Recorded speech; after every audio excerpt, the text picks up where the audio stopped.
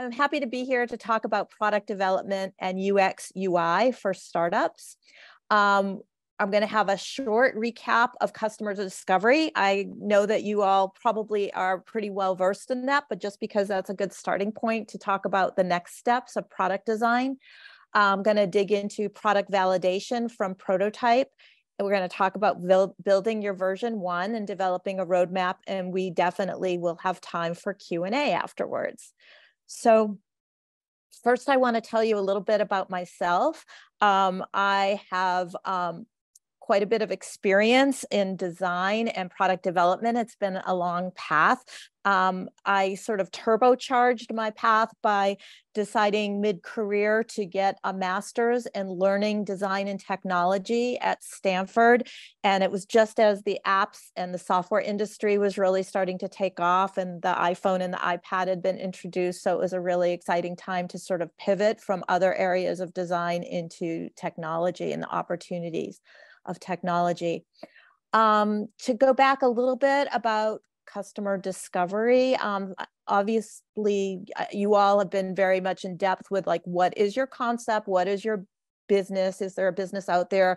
Who's your target audience? You know, is there money to be made, or how do you make money, et cetera? But from a product perspective, there's other facets to take a look at, including like, this is a really great tool to analyze that competitive landscape and that competitive analysis of where you are for a company. It could be a service offering or your product design. So this type of matrix, the vertical or the horizontal axes could be different things, different factors that you're looking at. And these are just 2 examples, but whether to really see where the opportunity is and where you fit in that, to make sure that you're not positioning yourself in a part of the industry that is like maybe really super crowded, or you might be overpricing, or you might have a different brand expression that, you know, it's just really important for you to find where that sweet spot is and to make sure that there's green space for you to grow. And it's a really, you know, very visual way, and it involves, you know, research and, you know, understanding the landscape that you're entering. I'm going to have a couple of slides here intermittently that talks about things to watch out for, because I have been around for a while, and it's often there's a lot of pitfalls that come about. So I wanted to start with one of them here, which is to make sure that you don't have a solution that's looking for a problem, but that you really have a problem that's looking for a solution. And to what I mean by that is oftentimes early stage companies, when you're trying, again, to figure out that business case and figure out the fact, you know, do we have a business and where we're going? It's a vision, which is great. But the vision might be, we have a solution to this. We have an idea for this. We're going to build this. But to make sure that it is actually something people really need, sorely need. Of course, you've heard the word pain points, I'm sure, but make sure that that's it. That's how you get towards, you know, to product market fit. But there are times like we're really, you know, the founder's vision, you're just going after it. You've got a solution that you want to do, but you might be missing the boat because you're not really understanding the problem. And what that means is, again, is there is something different between identifying your target audience, which again might be part of your business plan and where your proposition, but your target user is different. And it's very important to dig in deeper to determine who is your target customer who will be using the product. And in UX UI design approach, we use personas, which I'm so sure you've all, you know, heard of if you don't know pretty well at this point. So persona development, we're going to touch on that a little bit right now, because it really is key, and it's really the approach of user experience design to be very, you know, user focused and design thinking, and not designing for the market pursuit, but really have everybody on your team think about who is that user and how are you making their life better and how are you making them successful? I'm going to be showing you different examples, real examples, not just slides, but examples from projects and roles that I had in the past, that are really authentic and I think usable. So here's an example of a persona for, I actually was working at a company called Balloon that was in ed tech, and it had to do with jobs and skills and jobs and skills and courses, education. And so at the top of this slide, you can see, Lisa and her basic stats. And oftentimes that's as far as someone would go. They're like, okay, we want someone who's in a tech company, they're, mid-career or they're 5 years in, and, it might be more female-based. I mean, you have to take, a persona is not the customer, it's a composite. So it's hypothetical. And that's really important too, because I've been in a situation where, there's been like, here is our perfect customer, and you design for that customer. And that's not really looking at your whole persona, at your whole opportunity, and you're being too narrow, and you can really get yourself into problems here. So with this particular persona, we've sort of identified, here's where this person would be working potentially. Here's where he or she would be. In this case, she would be in her career. Here's what, her situation is. But the things that are on this chart at the bottom, you can see are much more explicit. They're much more researched. They're much more emotional. And user experience design is a lot about psychology and emotion. We talk about solving a problem or solving a pain point, but if you go below that surface, it's really like, what is the emotional trigger or the emotional driver that you're expressing and that you're focusing on? So these things like, okay, here's a place it lets me see who I am and shows me how to make myself more valuable. Self-improvement, you can build security. People like me, the idea that in this platform we're designing, you'd see others and there'd be, community, social, et cetera, so that you feel supported, that you feel like there's a place to go. But this peace of mind, say in the second one, whoa, that's getting pretty deep. It's not like I can do my job better. It's like, oh, here's something that's going to really help me. It's going to emotionally, it's going to give me control. It's going to, and I'm gonna stay with it. So I'm trying to make the point that it is great to enlist when you can a user experience designer or a user experience researcher, even better, to help dig into this persona. And again, it's a composite, but you can see if you're addressing these things. And then of course you go back and you test it with other people, and you can iterate on it. But to me, that gets a product in a company that people really have an emotional attachment to and build loyalty to. And that's really key. So I'm going to shift gears a little bit and really talk about the process, because this is the process that I and my teams have used. It's pretty standard, but everyone, tweaks it a little bit.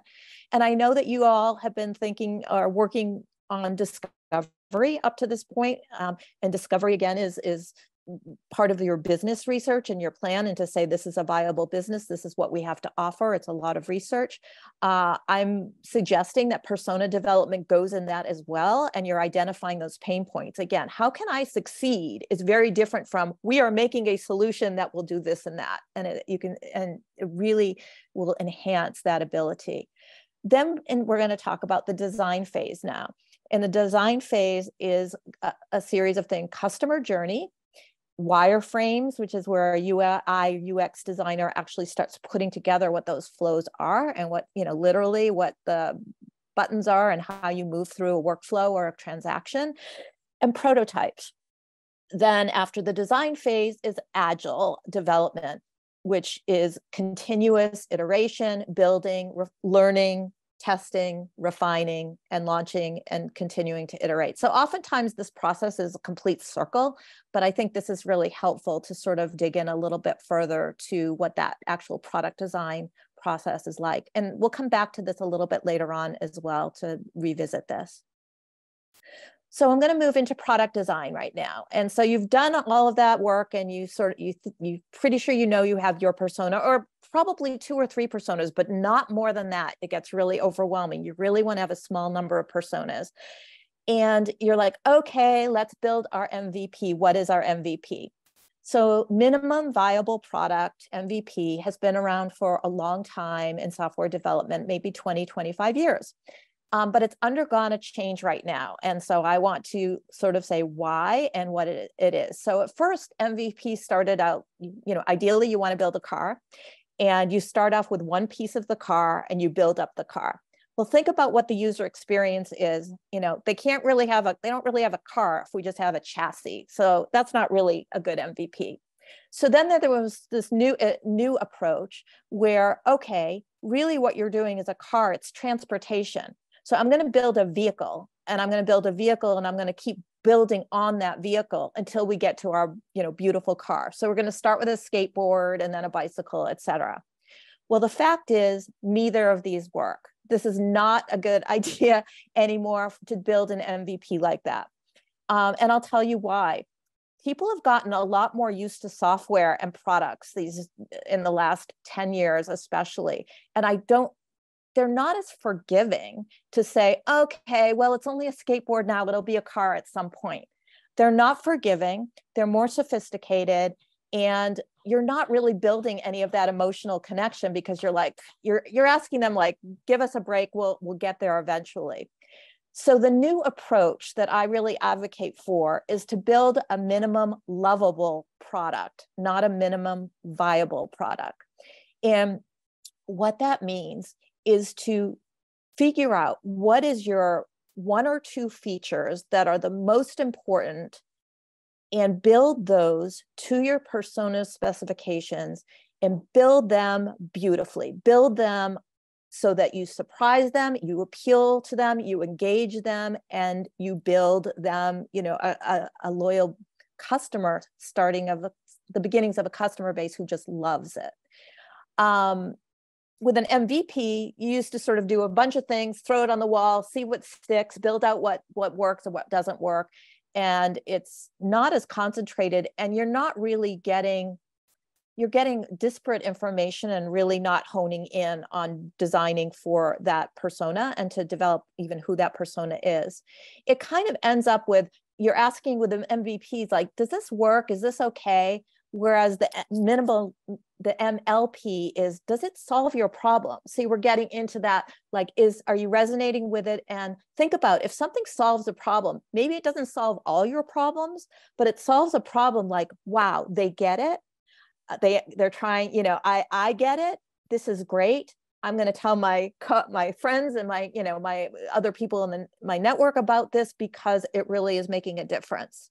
So the goal with MLP is you really have the opportunity to build a product or a company that's going to disrupt, as opposed to just, here's a new solution out in the market. And the other aspect of this with a minimum lovable product is that you're dealing with creating your very first customers, and they will be loyal to you, and they will actually be your brand ambassadors and help you with your marketing and with your company growing. So there's an tremendous value to that. So moving aside a bit, here is a pitfall in designing this, particularly for B2B. So your customer and your user are 2 different people. And this is a lesson that I learned in the last few years with a company where we were designing a SaaS platform. And the difference between who is actually writing the check and buying that product is different from the people who are using the product. And clearly, you're not designing for your salesperson so that they can sell it, because they might sell it, but if the users are just, it might be a great demo and it looks beautiful, and the CFO or whoever it is you're selling, if in an enterprise situation, for example, or if it's an SMB, it's a different person necessarily. But they're like, this is a great demo, I'm going to buy it for the team will get it, and they use it. And if they're just just like, it's okay, they're not going to want to renew it. They're not your best customers, your first customers. And it's really important to work very closely in your organization, even if you're a really small company, to make sure you're aligned, your product team, your engineering team, that you're building the right thing, your sales team, your marketing team, et cetera. It's just really important to understand that sometimes it's that customer and user are two different people, and you want to make sure that you're addressing both of them in the right way, but not designing for just the person who writes the check if the user experience is not good or doesn't solve their problem. So moving on to customer journey or user journey. I'm going to go into a real case study here of what we did a few years ago at my company, because it was really effective. And it is super important, but this is actually something that you could do internally with your team. It's important, again, to identify the most important user journey. It's like, what are you going to build? We're going to start with our most important user journey. As I said, build that NLP, get people engaged, get your first customers, build from there. So this is a grid, a matrix that's very commonly used. And the most important thing is like, what's on the left-hand side? So things are like, what are they going to do? What are questions? This is all from a user's perspective. You're going to work through this. What are the questions they're going to ask? What would happen that makes them feel really great? What would be a pain point that makes them feel, oh my God, I'm so frustrated? And what are opportunities to grow and build on that you discover? Across the top are things about that journey. So here is when we did this particular workshop. My company was it was pre-acquisition, and we were about 25 people, and we had about 20 people or 18 people on site for working sessions for a few days. And so we decided to do this, and I'm going to just lay the context to make very simple to make it so it's understandable for you. So the premise was that we were going to build a marketplace, and this is for supply chain and hospitals, and it was for people who are buying services of external companies, sourcing and finding external companies, and the people who are those service providers, and a marketplace is a platform for them to do business and find each other. So we called that supplier marketplace, and our persona, the first one on the left side, is Jesse, and he's someone who works inside a hospital. So he's looking for people, and he wants to save his hospital money. They want to control their costs, and it's a large, very large hospital system. Marco and Erica are people who represent the service providers. These are personas. These aren't real people, but these are composites of those folks, and we knew them very well. So Marco the reason we have two there is Marco's a small local business owner, provides landscaping services, tree services for that, for any businesses. Erica, on the other hand, works for a different type, a much larger company, and let's say blood services, which is another service that Jesse would be buying. So it's really very diverse. And her company might even be global, definitely say national, and she's a sales director, and she's got a huge infrastructure behind her. So certainly the way she would look at how to get work from Jesse would be different from Marco. And so very clearly, very different. And there's even, people in between as well. So on this journey mapping exercise, the prompt that we developed to give them was, here's a project. Jesse is looking for someone looking for firms who could provide, answer an RFP or, excuse me again, answer the RFP, and how can I find the best people to bid on and to get this project? And then on the other hand, what would Marco and Erica be looking at to be able to access that marketplace and make it to that short list? So it's really contrived, it's really specific. And then what we did is we turned it over. We broke our group into 3 groups so they could do this simultaneously. So it was roughly 6 people per group. And they each took a persona and they looked at and plotted out what you see here. So, in this case on the left side, onboarding, find opportunities, present their qualifications, get to the short list, and then go through all of that. Like it took a while, it took an hour or two and for each of them. And then of course we went back and synthesized. But this type of exercise, and it's just tape on a board. You don't need technology. You don't need, anything fancy. But to really have people who are, and this is everyone from salespeople, engineers, product folks, customer success, all of the organization, all have very valuable insights from their perspective on what these personas would think and how they would do this and what they would encounter, and then what the opportunities are within that. It's a great exercise to do for whatever journey you're looking at. So then at that point, I took the journey mapping and just, put it all together and put it all, digested it, synthesized it again. And then it's really something that that the user experience team and the design team could work from. I also should say it's an amazing experience. I mean, I got great feedback.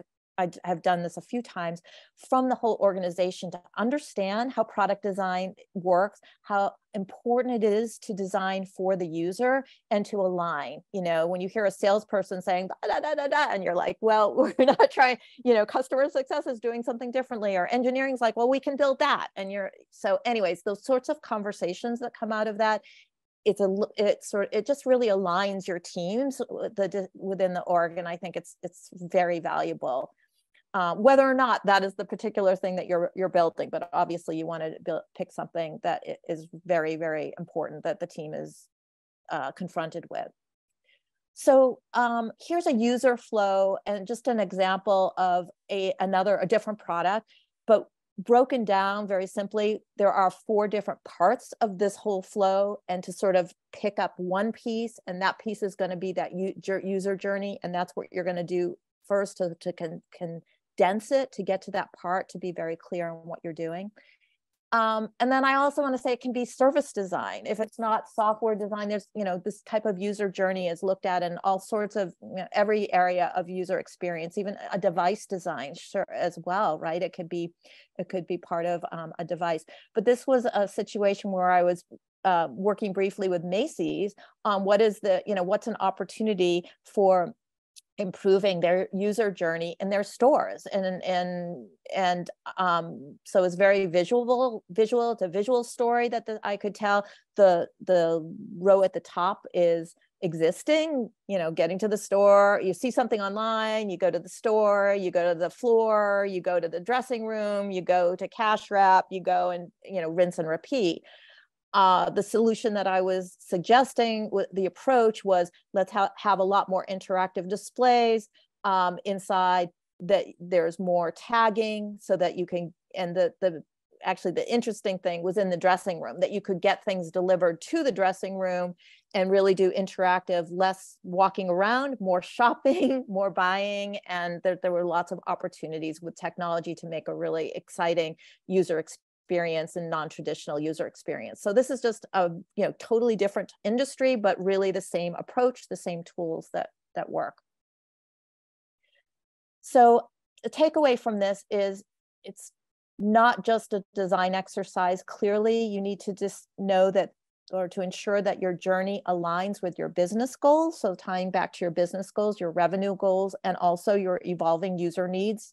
If everyone is in a startup, that things are never etched in stone, that there's always some fluidity and change and evolution, which is good, but make sure it keeps aligning with where you're going and what your goals are. And it is important to implement metrics for that, to sort of measure, and that's fairly new in UX and UI design. It's to make sure, do we see traction? Do we see improvement? Have we met our goals there? So it shouldn't be overanalyzed, but they should be aligned together. That design doesn't mean not interested in business and business goals. It really needs to be aligned.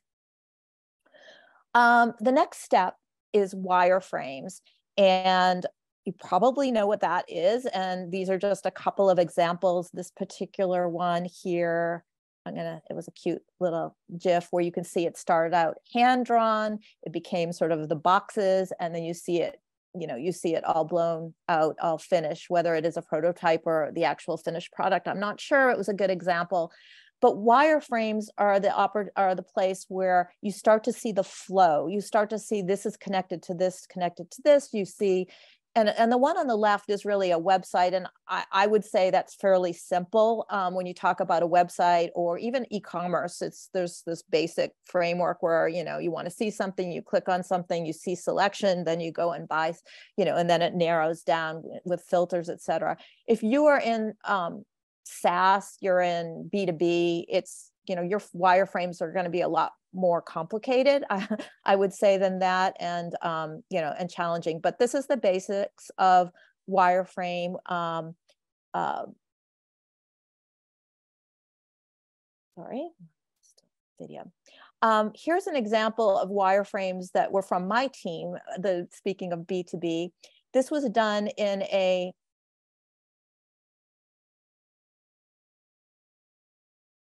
oops, sorry. Can't get my, well, here we go. This is, I guess my animation didn't work. There we go. Okay, so this is an example. This was done in a tool called Whimsical. There's lots of wireframe tools, but you can see it's very basic. But there's a lot here because you're seeing all of the fields, you're seeing the UI, meaning, how do you move from one thing to another? Where is the interaction? A very minimum amount of the architecture, but you're starting to see the flow. So it's, there's different ways of doing it, but I wanted to show the first one was very typical for sort of a website, a web-based one. But this is maybe more typical for something that's B2B. I wanted to talk for a second, a sidebar, because I've come across this a lot. What is the difference between UI and UX? And while I thought in my head, I had it completely clear, when I did some research, just Googling, like, what do other people say? It's really inconsistent, but there is some overlap. But I think it's very important because, a lot of you might be saying, okay, we don't have a product designer. Who do we need? Is it UI, UX? Is it both? Is it one? Is it the other? So UI is user interface. And so I would, my belief, and I think this is pretty, best practices, UI is more about the interface. It's a bit more technical. It is, again, where are the action points? How do you get from here to there? How does the flow work? The UX, user experience, is much more, and these are overlapping fields. It's not one or the other, and some people are just do both, but they're stronger in one area. But UX is much more where I started from with the persona of Lisa. It is more like, how do people feel? How are you empowering them? Are you solving them? Do you understand them? And that psychology, are you building a relationship with them? It's quite different. So they overlap, and you really need both for sure. If it doesn't work, people are going to be unhappy. But if it's like, meh, it works, but it's, everything is very mechanical, or everything is very impersonal, or everything is too difficult, and I'm not getting support that I'm going through it, it's not going to win either. So I thought it was important to just include that kind of sidebar because it comes up a lot. The overlap area where there is maybe some disagreement or, gray area is visual design. So the visual design, whether it's creating the design library or, the vocabulary, as you get larger, it's more like a design system. But what is the expression of your brand in your product? I would say, I saw it noted that it's more user interface design, but I would absolutely differ with that. I think that it's more user experience as well. So it's sort of a separate amount, talent base. In larger companies, they will have just a visual designer on top of that, but I would say it could be either or, UI, UX, but it's something to ask for. It's not just, oh, I know how to implement a design system, but if you're talking about implementing your brand from an early standpoint of your company, it's really important, I think, to get that empathetic person who understands more about marketing, brand, visual design, to get that in your product. I'm going to show two examples of prototypes. I think I have about 5 or 10 more minutes here before stopping for questions. So I believe I can do it this way and share this. So do you all of you just see a phone? Okay, great, thank you. So this is a prototype done with the software tool Sketch and Envision.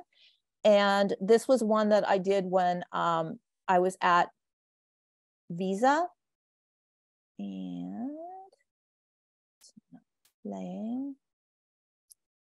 Give me a second. Aha. There we go.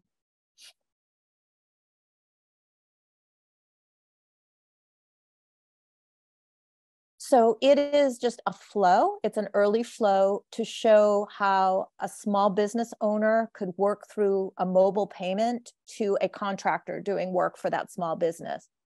Again, it's very wireframey, although this is a very sort of nuts and bolts sort of app. It doesn't need a lot of bells and whistles. In terms of the visual design here, because Visa already had a very robust design system in place, like in things like this, it was really kind of cut and paste to figure that out, what it should look like, and to get buy-in in this. So these are just individual screens that are done and linked together to make a prototype. So a prototype can be something that's more like a demo that you're showing someone. You know, you could be showing investors, you could be showing, you know, customers, but also if it is where everything is linked together, you could give it to a prospect or give it to a potential customer user to just try it out and watch that person use it and see if it's and have them discover whether it works for them or not. Testing is really important. You know, getting a user researcher, a UX researcher is also super helpful to help you run these sorts of things. So this is just an example, a very typical example of a prototype. This other prototype I'm going to show you is a SaaS version. Sorry, a SaaS product. And it was more on the lines of a demo, but also you could have a user click through it, but this was a video made from it. I don't have the link to the actual prototype. Sorry about that. So this is an example of, move that out of the way, of showing an interface to get a supplier. This goes back to the sort of supplier marketplace, how a supplier could create a profile page on this marketplace that we started to talk about earlier on. So just typically, you know, uploading a logo that we're showing here, this about section. We're going to pre-populate it by scrubbing data that we already have in our system, giving the user the opportunity to add data. Let's see what happens next. And then we're saying, here's how we're going to roll it out. After they get it and they're ready, get it done and they're ready to publish it, it might look like this. And then they can add things about their diversity initiative. This is, in this case, this is, remember, the two-sided marketplace is the hospital and the supplier. This is what the supplier would see when they're going to see the hospital's profile. So there's a supplier profile and a hospital profile. So by clicking on that, they can start to see, here is a hospital, and this hospital has a diversity initiative, and we want to act on that because they are actively looking for diverse businesses on their software platform. And here's where some of this relationship, and here's where these files live. So this, this was done with no coding. This was done all through, instead of Sketch, this was a program called Figma. It's a competitor, just it depends on what flavor you like. Figma happens to be more popular right now. And it also integrates better with engineering. When you do your mock-ups, engineering can pull code right from it. So it makes things very efficient.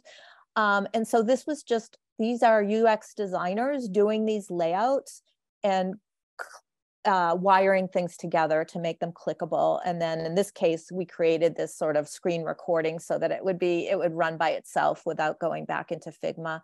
And it was really, it's also a really great tool, obviously, for showing potential customers, for showing investors, things like that. So just wanted to show you two different types of prototypes. I'm going to go back to do the end of my end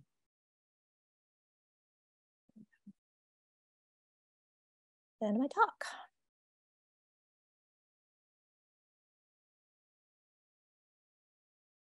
Okay, so you've done your prototypes.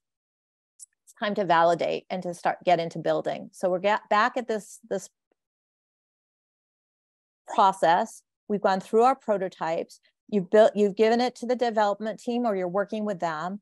What do you do during that time? Well, it's really important to continue to test and to iterate and see what you're learning. And what you're trying to find out is, number one, does it work? Number two, do they love it? And number three, will they pay for it? You know, that's really, really hard. So that's, that's a lot of work that you're going to be doing, even as the engineering's building out the product. I also think it's very important, if you haven't asked this question earlier, to ask it now. Is your branding right on? Remember the beginning, the competitive analysis of your company and your product, but is your branding right? And this is just a fun illustration to sort of show, what else? Are you in the right space? Are you differentiated enough? Is your name right? Is your color right? When we rebranded our company, we looked at all of our competitors on the kind of the color wheel, and where were they? If every company was blue, we did not want to be blue. It doesn't mean you want to be the opposite of blue, but it's like you want to make sure that you differentiate, that you really can stand out. And so this is just something not to forget about. You should have done it maybe before it's being built, but certainly it's a time to go back and check it out. So then finally, to build that MLP and your roadmap. And you've probably heard about look out for shiny objects, but we all fall for this. We all try to have your eyes wide open. I know we ran into it where we had a customer who really, really wanted something, and we said, we'll drop everything and build that for that customer, and it was a disaster. So do not do that. Try not to. What's important is, when you have those requests or you have those potential shiny objects in your way, have a system in place to put them on your backlog, your product backlog or feature backlog. Have tools where you're recording conversations or meetings where those suggestions come in, whether it's through customer success or through sales calls or through monthly meetings or whatever you have with your customers. Make sure you track them, but try not to get distracted enough that it throws you off, and to deal with them in a really reasonable way. Seek user feedback and data insights to continuously enhance your journey, for sure, and keep that wheel spinning as you're continuing to develop new things.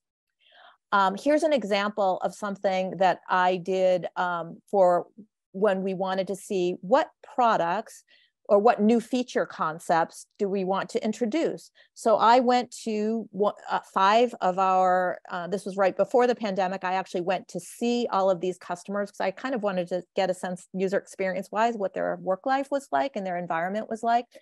But went to, I don't even believe it was with prototypes. It was sort of talking them through, on a scale of 1 to 5, what of these features would make the most difference would you like to see? And everything that we said that we presented was between 3 and 5. So we were on the right track. And we called 5, life-saving. And so it was great. You don't need 20 or 50 different customers to find out this to be statistically important, that this is a thing. This is something to take seriously. 5 to 8 is fine. We had a number of people within these 5 orgs, so I sort of, we averaged it all together. But we could determine that, that Supplier Hub portal, the purple dot, was really like, that was a thing that would make all the difference to them. So again, it's, this was done through a combination, quantitative, research, qualitative and quantitative, to get data that you can bring back to the team and continue to iterate on. I have not spent any time, because of the time restriction today, really digging into user research and testing. There are amazing tools and platforms available to you to do that testing. If you don't have customers yet, you can put in user profiles and do online testing, research. You probably heard of A/B testing, but even product tests and feature concept checks.